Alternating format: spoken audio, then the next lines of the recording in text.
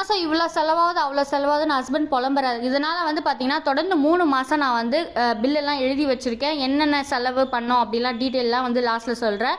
நான் இவ்வளோ சிரிக்கிறேன்னு பார்த்தீங்கன்னா ஃபேமிலி ஃபோட்டோ வரும்னு நினச்சி பார்த்தா முருகர் ஃபோட்டோ வந்துச்சு. அதுக்கு தான் இப்படி சிரிச்சிட்டு இருந்தோம். அதுக்கப்புறம் ஹஸ்பண்ட் வந்து திருத்தணிலேருந்து ஃபோட்டோ, அதுக்கப்புறம் செப்பல், ஸ்நாக்ஸு, அரிசி மூட்டைலாம் வந்து பாட்டி கொடுத்து விட்டாங்க. அதெல்லாம் எடுத்துகிட்டு வந்தாங்க. 3 மாதமாக தொடர்ந்து எழுதி வச்சிருக்க காரணம் பார்த்தீங்கன்னா நம்ம வந்து மிஸ்டேக்லேருந்து கற்றுக்கணும் தான். ஏன்னா நிறைய செலவாகுதுன்னு சொல்லியிருந்தாரு. சரி என்னதான் இருக்குது அப்படின்னு பார்த்தீங்கன்னா ஃபஸ்ட்டு 37,000, அடுத்து 49,000, அதுக்கப்புறம் 65,000. இப்படி ஏன் செலவாகுது, நம்ம மேலே என்ன மிஸ்டேக்கு, நம்ம இன்னும் அடுத்த மாதம் எப்படி வந்து கம்மி பண்ணலான்னு சொல்லிட்டு இந்த மாதம் வந்து சிக்கனமாக நாங்கள் வந்து கம்மி பண்ணுறதுக்கு ட்ரை பண்ணிட்டு இருக்கோம். ஏன்னா போன மாதமே நிறைய வந்து செலவாயிடுச்சு. 65,000 ரூபாய் வந்துருச்சு.